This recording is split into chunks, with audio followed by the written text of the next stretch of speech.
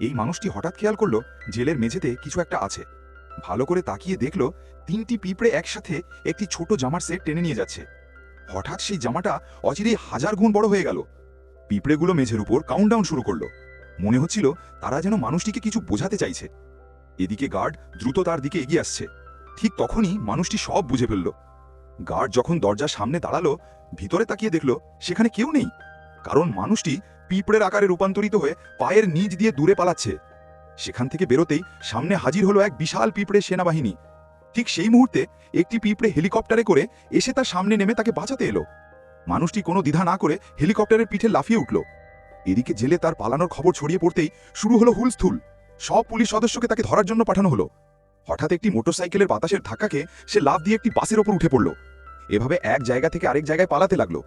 বাতাসে ঝাপটা এসে উড়ে গেল আকাশে, আর শেষমেশ তার চোখ বন্ধ হয়ে গেল। নিচে পড়ার পর নতুন এক অভিযানে সে পিঁপড়ে বাহিনীর সাহায্যে নিজের যাত্রা শুরু করলো।